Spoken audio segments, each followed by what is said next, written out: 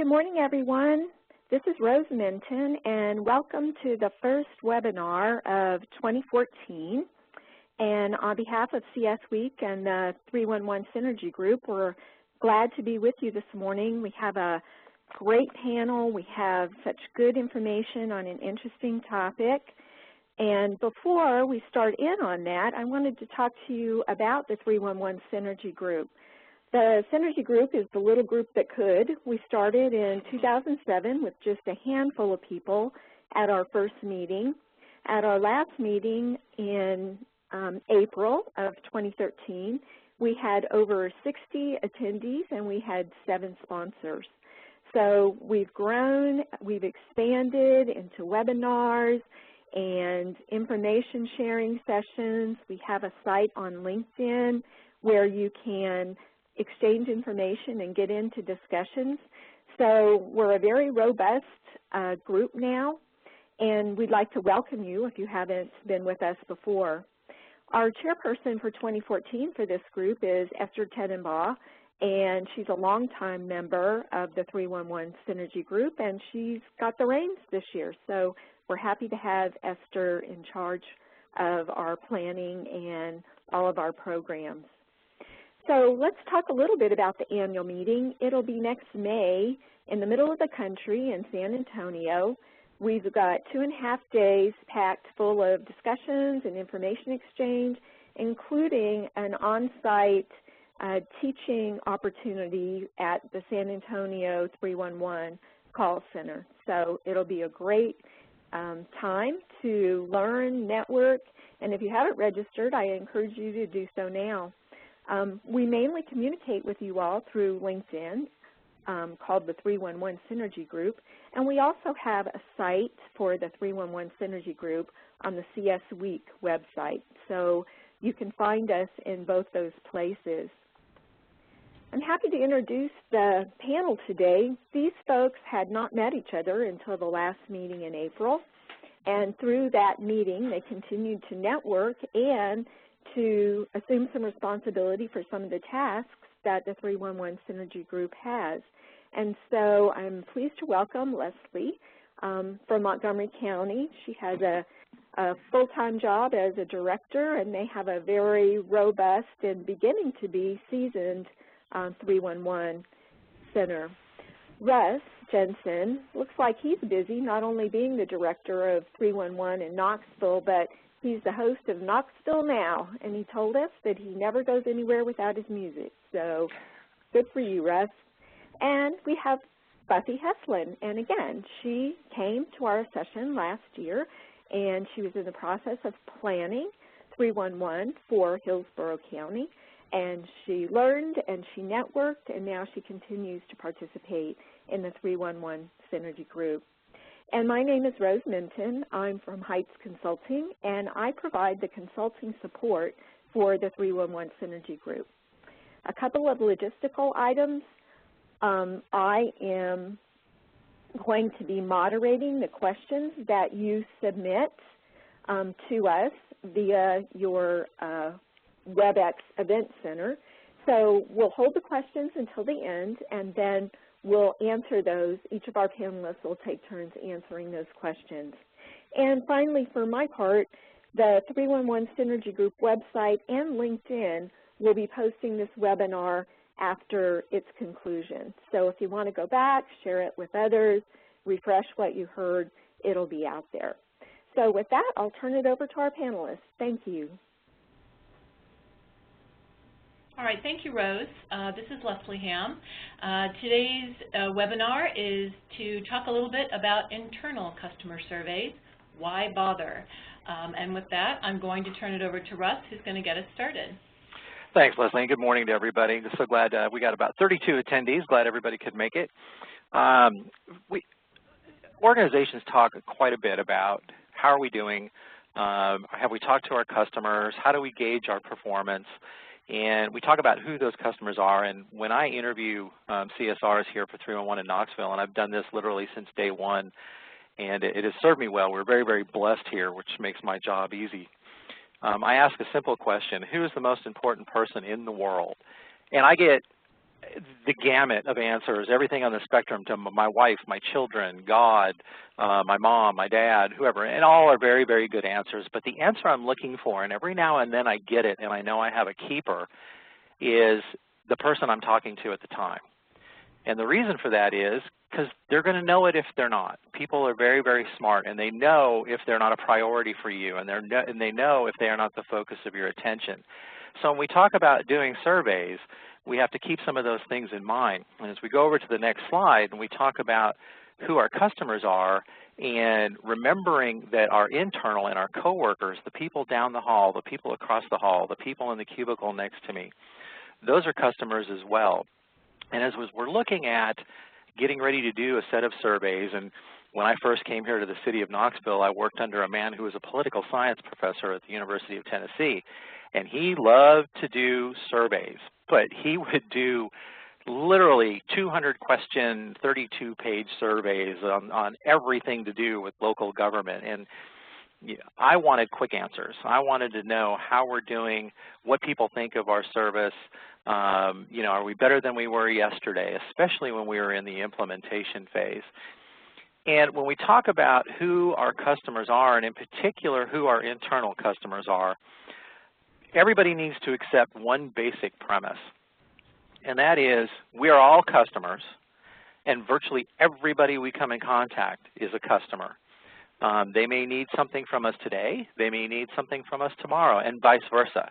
Our IT help desk, payroll and finance. I've got a mantra here that I learned when I was in private industry. The one thing you absolutely drop everything you're doing for is a payroll issue with one of your employees, because people depend on that money to be there, they have bills to pay, and then they're going to know they're a priority. But everybody, from any kind of supports agency, a fleet service, you know, the mechanic that takes care of your vehicles, the housekeepers that come up and clean the office at night, they're all our customers as well, and vice versa, we are they. So as we look at this, as we go forward with this discussion, if everybody will just kind of sort of keep that premise in mind, we're all customers and everybody is our customer, and think about that when you're having those interactions with everybody, you're already taking a step in the right direction. Rose? Or Buffy, excuse me. Thanks, Russ. So, you know, really we think about what's in it for me, because we want to know why do I really care about what the internal clients think. You know, I've done my business process review during my implementation. You know, I get constant feedback from internal client partners when I have not done something correctly or my staff has not done something correctly.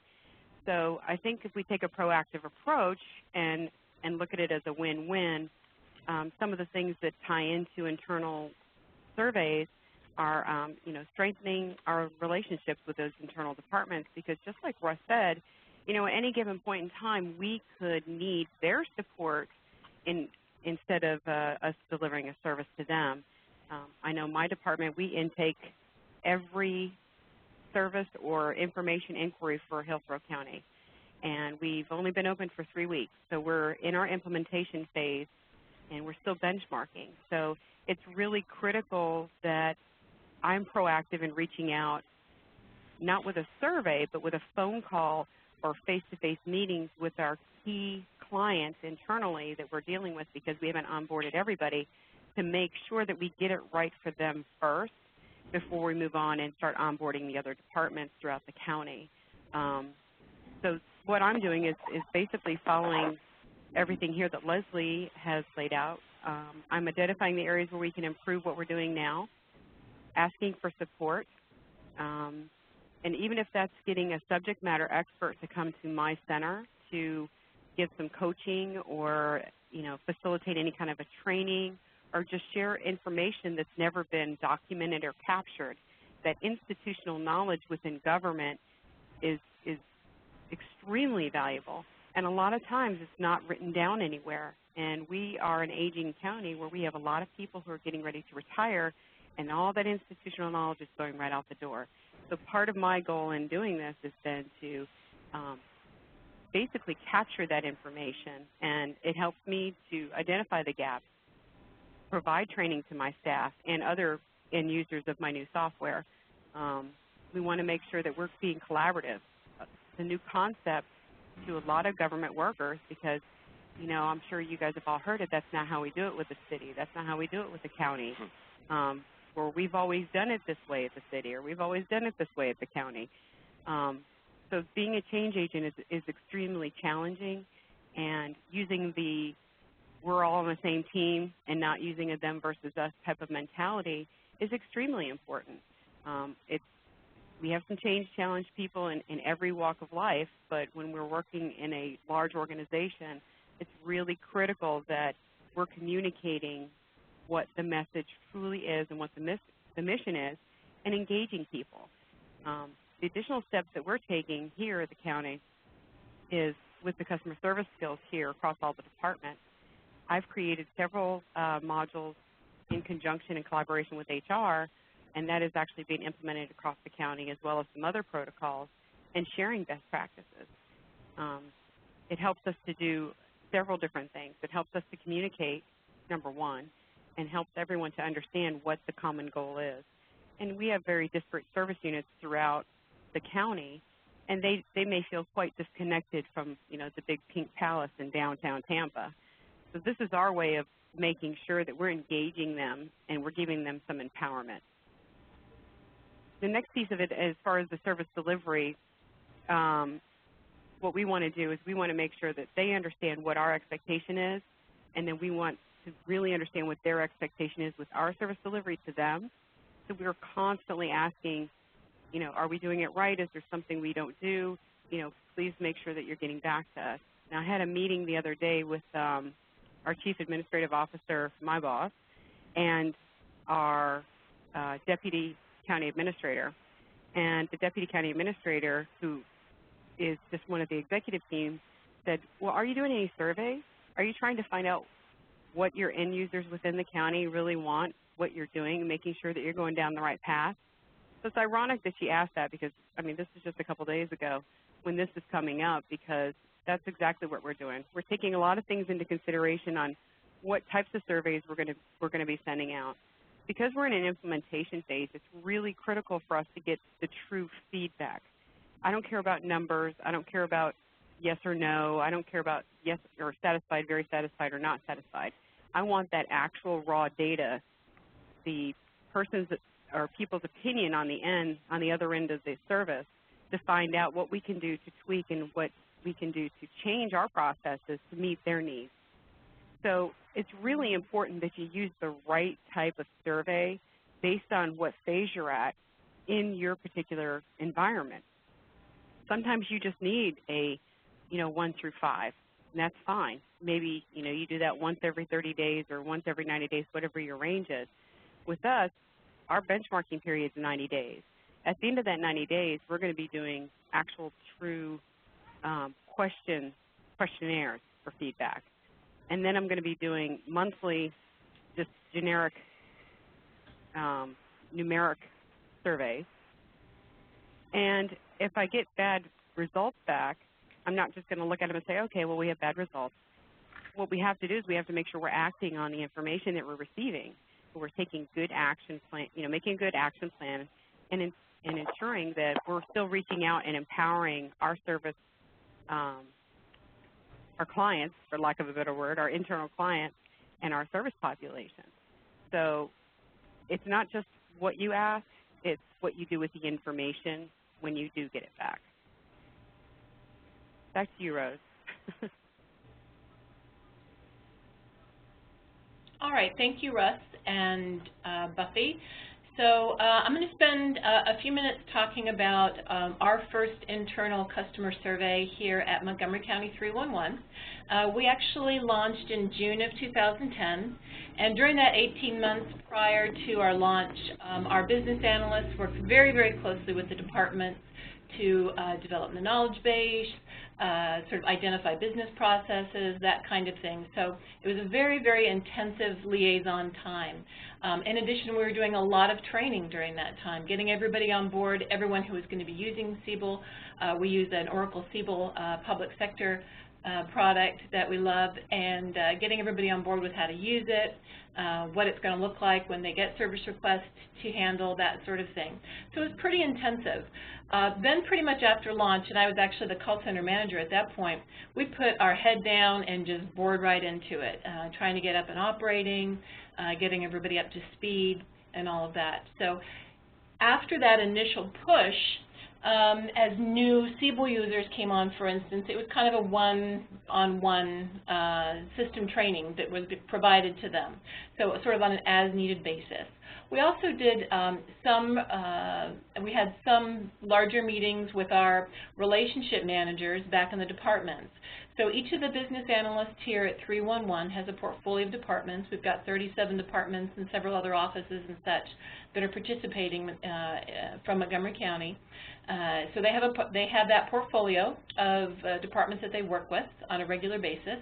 And then each of the departments has, some of them even more than one, but at least one, what we call a relationship manager. And the expectation of that relationship manager is to be that point of contact for 311, to keep us updated on the information, upcoming events, issues, that kind of thing. But really, after that big initial push, we weren't really spending that much time on keeping everybody up to speed. So a few months ago, we started talking about this. Hey, this is something we want to change. We want to work more closely with the departments to make sure we know where they are. I mean, certainly folks were communicating to us through their business analysts, so we had some information, but we really wanted more. So we decided to do the internal customer survey. And I'm going to echo what Rose said. I have really found the 311 Synergy group on LinkedIn a wonderful resource. It's one of the things I love about the 311 community. I know when I was first starting up, well, just over 3 years ago now, almost 4 years ago, I reached out to lots of folks who were already doing this to find out kind of how does this work, and everyone was so willing to share information. So I really, really appreciated that, and that's part of the reason that I volunteered to be part of the webinar training program, because if at all possible, I'd like to give something back as well. So I reached out to the 311 Synergy group and said, hey, we're looking at doing an internal customer survey. Does anybody have any experience in this area? And mostly what I got back was, hey, that's a great idea. Let us know what you find out. So we jumped right in and moved forward with setting up our internal customer survey. So this is obviously our purpose, and Russ and Buffy already talked a little bit about it. How can we, the bottom line is to assure excellent customer experience when they're contacted the county for any information or services. So those are our external customers, and that's really important. We wanted to work on improving our service fulfillment cycle. So when we sent the information over, was it accurate? Was it correct? Was it what they needed to get the job done? When they did the job, were they putting notes in there? So if the customer called us, we would be able to share the status of the service request.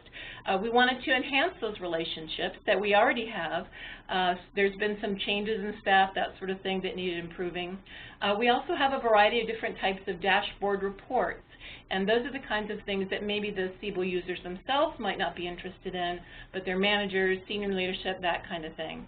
And really the bottom line, and this kind of goes back to what I said before, is to make customer service everyone's responsibility, not just 311. So we decided, much like what Buffy was talking about, we didn't necessarily just want a satisfaction survey. We wanted information. Please give us feedback. Let us know how we're doing. You know, years ago, Ed Koch in New York City would just go around to all the public and say, hey, how am I doing? And they'd give them that information right on the spot. And that's kind of what we were looking for. Because we've been working closely with these folks for 3 years, we had a general sense of what some of the issues might be. So we decided to make it multiple choice, but also give some open-ended questions as well, so folks could have opportunities to participate in several different ways. We sent this to all of our registered Siebel CRM users, and then after we got the surveys back, I think we kept it open for like maybe 2 weeks, we reviewed the responses to identify the trends that folks were sharing with us. So we started the survey, and I've got all the different pages from the survey. I'm obviously not going to read them all the way through, but I know this would have been helpful for me to have when I was putting this together, as trying to get a sense of what types of questions to ask. So hopefully you find that helpful too. But we did start out with just a little background. Okay, hey, you know, here's what we've been doing for the last 3 years together, congratulating them for their piece, also recognizing that although the partnership has been successful, there have been challenges. And this is why we're doing the survey, to get the feedback from them about how we can better support the work that they do. We had 3 different areas. The first one was really service request management, so this is where the rubber meets the road. We had these multiple choice answers about some of their strategies for managing service requests. What we were trying to do here is twofold. One, to get best practices that we could share with the entire, all the Siebel users, because they may not have thought of some of these different types of strategies. But it also helps us get a better understanding of what some of their challenges were as well. We did ask the open-ended question, and I was amazed. We had 263 folks participate. I think we sent out like maybe 1,000 to about 1,000 emails, but as it turned out, some of them were older emails, and they were folks that even though they had registered to work in Siebel at some point, they were no longer doing so. So I felt pretty good about the participation rate. We also asked, as I mentioned, what are the biggest challenges? Or were we giving them the information they needed to do it? Even once they got it, did they have time to manage it carefully? The key thing over and over again, well, besides, you know, that we need to do some work on this end as far as making sure we're improving, especially the notes in the service request, on their end, they're also doing a full-time job. So how do you manage being responsible for fulfilling the service, but also finding time to get in and look at the requests on some regular basis? We also put in the option that they don't handle service requests, because we found out many do not do so. Another thing is that our larger departments get lots of service requests, so health and human services, solid waste services, transit services. It's our biggest call getter every day is where's the bus, how do I get from here to there, making complaints, that kind of thing. The next section had to do with their partnership with 311. So, you know, do they even know that they have a 311 business analyst that could work directly with their department relationship manager, and that they're a good person to turn to if there's questions, that sort of thing. So first question we ask is, do you know who they are? And if not, they were asked to give us their contact information, and we shared that with them. We also wanted to know what the single best way was to contact them, so we can make sure we keep that line of communications open. It's important to us to get information from them, but it's just as important for them to get information from us. So occasionally in the last 3 years, as we've continued to refine our business process, we've actually changed it. For instance, at one point, there's one of the fields in our service request template is request type, and there used to be 4. Service fulfillment, general information, referral, and complement complaint.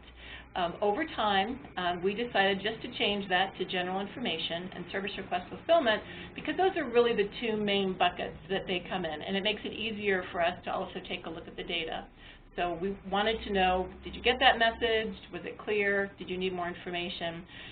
We also asked them, what's the single best way they have of keeping us in the know? So any changes to services due to budget cuts, that sort of thing, or new services due to a more healthy financial situation. And we had lots of folks answer this, which was great. The last piece had to do with knowing how to use the Siebel customer relationship management system, and then also our performance dashboard tools that I mentioned before. We have so many tools that would be so useful to folks in helping them do the work they do. Resource allocation, we have something called service level agreements that we put together initially with the departments, and of course it's by service. For instance, potholes, which is a big one now because we've had such wacky weather. That's a 5 business day service level agreement. So when the customer service representative talks to a customer about a pothole, they can let them know it's going to take 5 days. So we're always working with the departments to make sure that we have the most accurate and current information that we can get. We also ask folks, just tell us, what do you need help with right now? So we asked for some possible additional training opportunities, but what else, so that we could get even more information. Not only do we need to know what they need to know, but how would they like to receive it? So one of the things we've been doing, I mentioned, after our big blitz a few years ago, is to provide computer-based training opportunities. That works for some people, and some people it doesn't. Because I also, we have a big ERP project here in the county going on as well.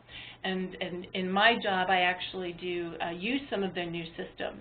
And I know that for myself, I've done the computer-based trainings a couple of times, but boy, I would much rather prefer going into the computer lab and doing some hands-on training with an instructor. That really helps it cement it for me. So we want to know from these folks, what's the best way for you to learn, so we can make sure that they get the information they need. All right, so this next section, we're just going to go through it real quick. And we use SurveyMonkey. We got the enhanced version where we have a little bit more functionality, and I think it's like $200 a year. And we actually do quite a few different surveys. Besides this internal customer survey, we do 2 big customer satisfaction surveys, and of course that's going to our external customers. We do that twice a year. In addition, when a customer calls in and the customer service representative creates a service request, if we email them a copy of the request, and we can do that, there's actually a link there to the customer satisfaction survey. It's a real quick little 3-question thing.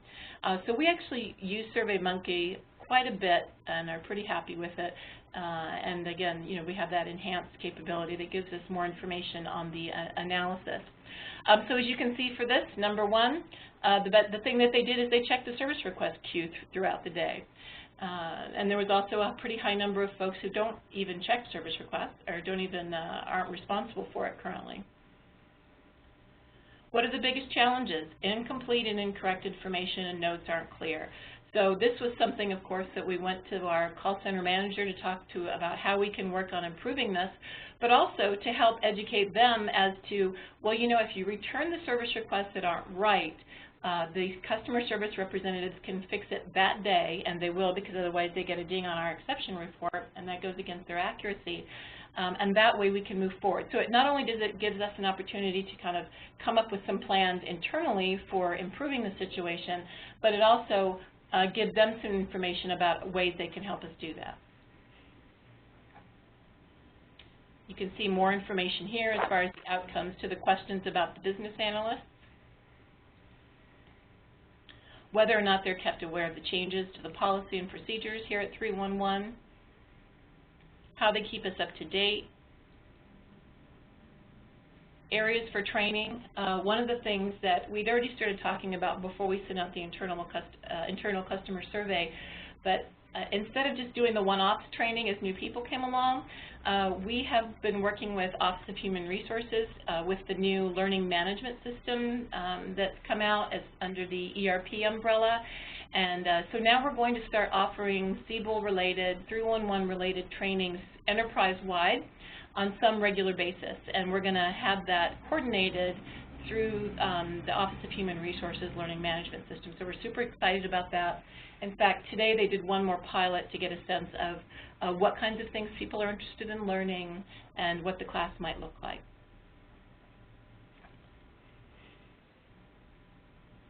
All right, so the last thing we did is again ask what's the best way for them to get the training opportunities. But also we asked them, do you have other questions or feedback that you'd like to share? And so, you know, about 40 people take advantage of that as well. All right, so as Buffy mentioned, I think Russ talked about this too, it only does so good to put the word out there and say, okay, give us your thoughts. But the important thing, of course, for that is to follow up as quickly and meaningfully as possible afterwards. So we followed the steps here, really took a look at trends. We developed action plans on this end for improvement, and those were 2 big areas. One is making sure, especially with the notes with our customer service representatives when they're completing the service request template, to make sure they got the notes right, readable, accurate, you know, put enough information in there so that the folks in the back office can get the benefit of the conversation they had with the customer. And then the other piece is that training piece. So really developing this new training program. We actually have a trainer now, so we can do that, and that's been great. Once we did all of this, we communicated the survey summary. So I sent actually the screenshots from the SurveyMonkey, and we sent that out to folks with what our action plans were going to be. One thing I didn't mention before is that when I first started talking to our business analysts who liaison with the departments about putting in this, sending out this internal customer survey, one of the things there was a concern about is that we were going to get a lot of hate mail or hate comments. And I have to say, we certainly we still have our detractors, you know, many years later. But for the most part, really, everyone was on board, and the information that we got was very positive. And even if it was an area for improvement, that was good too, so that's just as helpful. But there was kind of a sense like, do we really want to ask people what they think, because we might find out. But I'm glad that we did find out, because it was all very, very helpful. And then the key piece here is that the internal customers need to see action following the survey, or you've done more harm than good. I mean, how many of us have been asked for our opinion or our feedback, and then no one's ever gotten back to us to talk about how it might be used, or at least to thank us for that. So I think that's a critical piece. So I put a couple of slides in of some of the feedback that we got from our internal customers. And this is just a single most important thing that they do to manage their service requests. So a much longer list of this went out to all of the participants so that they can learn from each other. And they might not have thought of these ideas as ways to get on top of things or to stay on top of the service request. The other piece are the challenges, you know. What can we do to help you do your job? Because if we can help them do their job, then that service delivery loop is going to be nice, you know, closed in a nice, efficient manner. When customers call back, maybe they won't have to call back because things will be getting done more quickly. Or if they call back because something's gone outside the SLA, we can look at those notes and say, oh, yes, they didn't get to that pothole because instead of doing the 6 potholes, they're just going to repave that road. So we can give them that kind of feedback.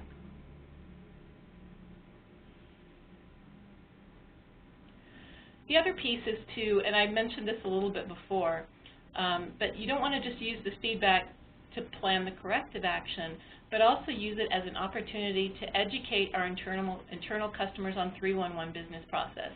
So we talked about this before, that 39% of the participants responded that incomplete or incorrect information was the biggest challenge. Makes sense. If we've spelled a name wrong, if the customer service representative captured a phone number incorrectly, they're not going to be able to get back to the customer. I mean, the idea is, please, we want to really encourage them, please return those so that we can get on top of them, because we can look up the phone number and that sort of thing and follow up on it.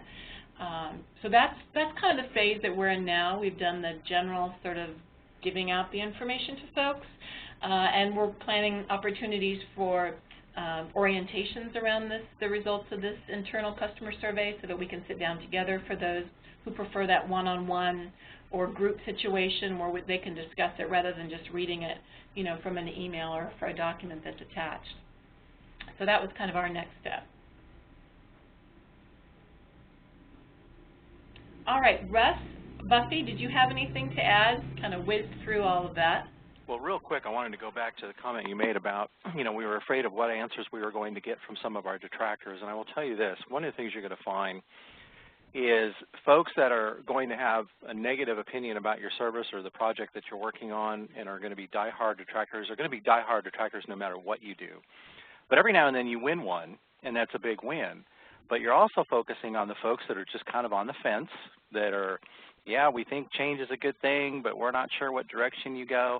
And by reaching out to them and asking them, you win those over. And just as importantly, the folks that are already on board, you keep them on board and you make them ambassadors. So don't be afraid to ask the questions. You are going to get answers you don't want to hear from time to time. It's all part of the process. That's a great point. I completely agree. Buffy, did you have anything to add? No, I think we're so on point with this, and we all understand what the importance is. And you know, I've always lived by the philosophy, again, going back to the asking the question. If you don't want to know the answer, don't ask the question. So you just need to take the good with the bad. But I think one of the points you made that I'm always a big proponent of is getting back to people to let them know what an outcome is. Because if they've done something that influences how businesses run or how we service our clients, whether internally or externally, you know, people really need to know that they've made a difference. And I think getting back to them and giving that feedback and saying, you know, based on the feedback that we received from, and really just narrowing it down even to an individual, it really makes them feel a lot more engaged in what they're doing, and you get a greater buy-in from them, and then you automatically get somebody who's in your corner to help you with those detractors. Mm-hmm. That's a good point. In fact, when we were in the very beginning, when we probably it was maybe like 6 months to a year after we launched, we met with our relationship managers and we celebrated some of the successes that we've had with them, and they got, you know, kind of small awards and plaques and such. And I'm sorry that we didn't continue doing that, because that really got us a lot of goodwill with folks, and it also helped them realize that, you know, they are an important partner on this. We're working together for the same customer. Exactly, and I think we need to consistently, regardless of what situations or personalities or any kind of issues that are going on, or even in our situation, you know, the politics of the day, you know, that needs to be a consistent message that we constantly communicate in a positive way. Mm-hmm. The other thing I wanted to touch on briefly that Leslie mentioned was the feedback loop and the follow-up piece. We did what was going to be the first in a series of customer service and customer experience training for employees across the enterprise in the city. So we had people from fleet, IT, everybody mixed together, and they spent a very intense 2 days together, and it was kind of interesting watching the interaction between the departments. Some folks whom had never met, and get an idea of what was going on with other departments and some of the challenges they faced while doing this training. But at the end of the day, when we did a survey, the one question that stood out virtually across the board was, what happens next? Is there going to be a follow-up on this? Are we going to keep moving forward on this, or is this going to be yet another program where we start something and then it drops off the end of the table and we never hear from you again? So the employees and your internal customers, they want that. Don't be afraid to follow up and ask those follow-up questions. They're actually hoping you will. Probably too eagerly.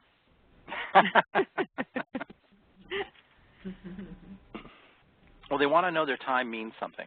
They want to know their Exactly. effort means something. They want to know that if they're going to take the time to sit through training or to do a survey, that it's actually going to result in something on the back end. Agreed. And if we do our due diligence and get back to them and talk to them about action plans and how we're going to handle their feedback, they'll also be more likely to participate in future surveys, which we plan on doing. So we're trying to pull them in and make them feel like, you know, their feedback is valuable.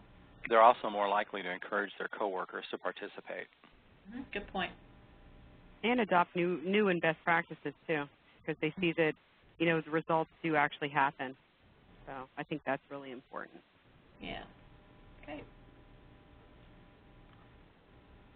Okay. Rose, do you want to go to the questions? Yes, I will go to the questions. So if all of you will take a few minutes and jot down any questions you might have.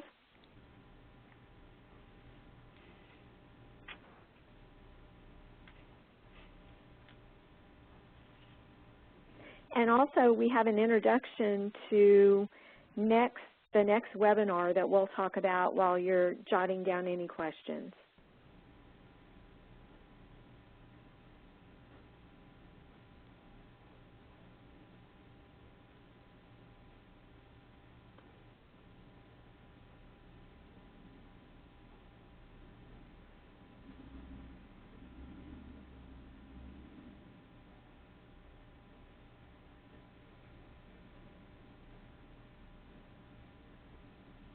Leslie, could you go to the next slide?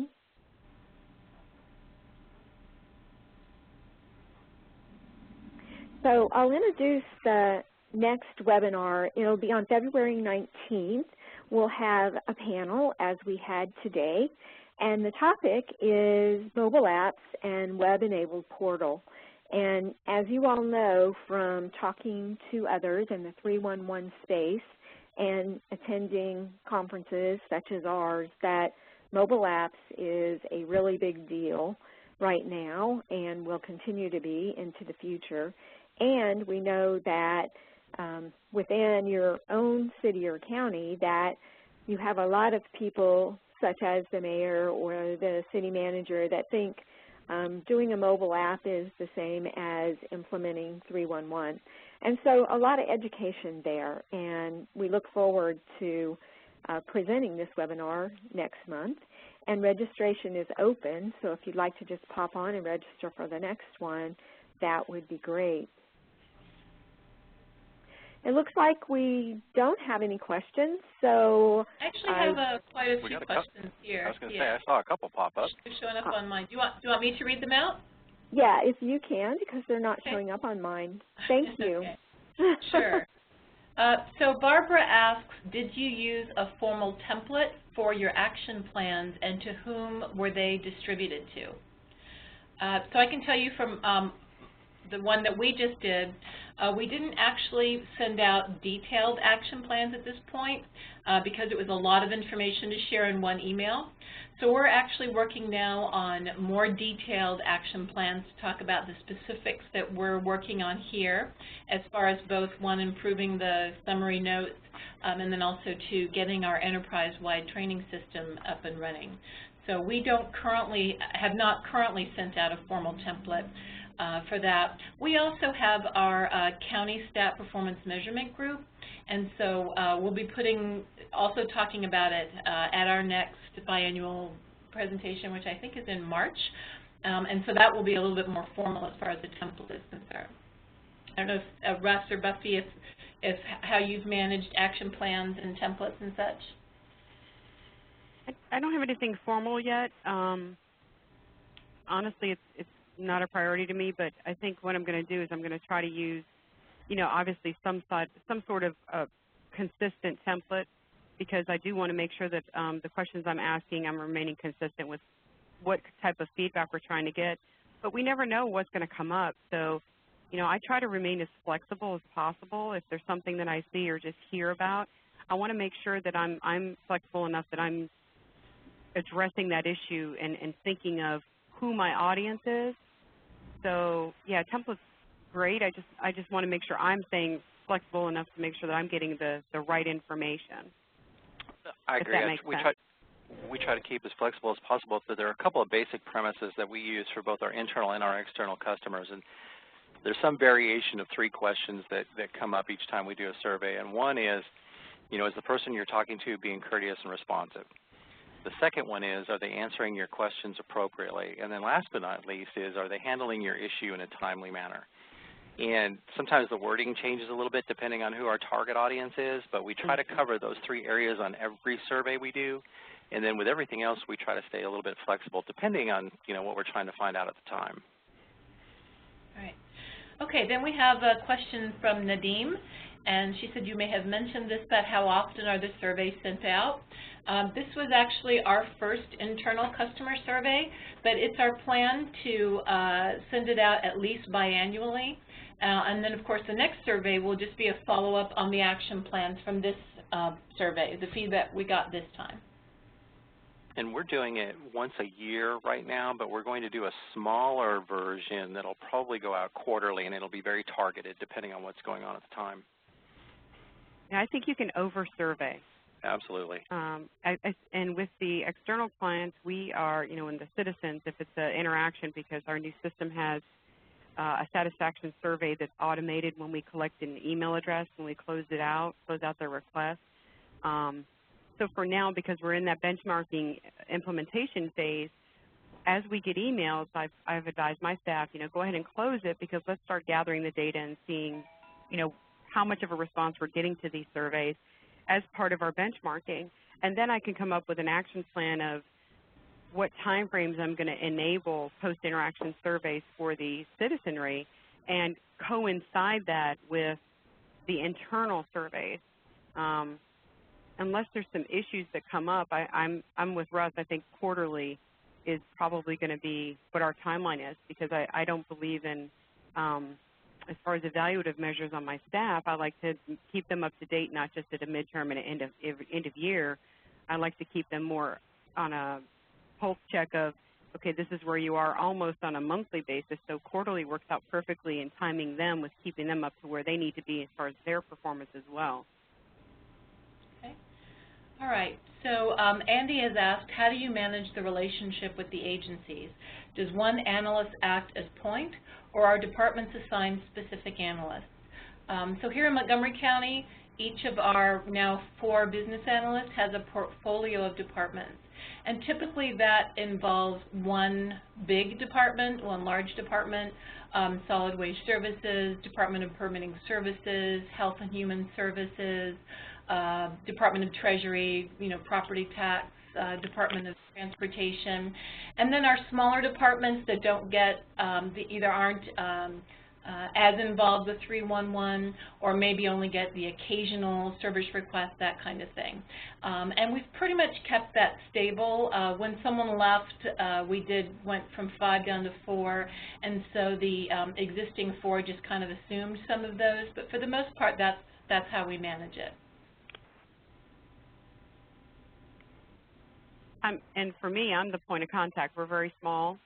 I'm the point of contact for everybody in the entire county, and it will probably be like that until we grow. And I figure our 3 to 5 year plan, when we actually activate the 311 number we've been paying for and become a true 311 for Hillsborough County, and we have more staff, then we can parse that out and have some specific points of contact. But I have a direct relationship with all of the stakeholders at every level in our client partner pool, and my backup is my general floor manager. So we just handle everything. We try to keep our awareness on our end users and our service population.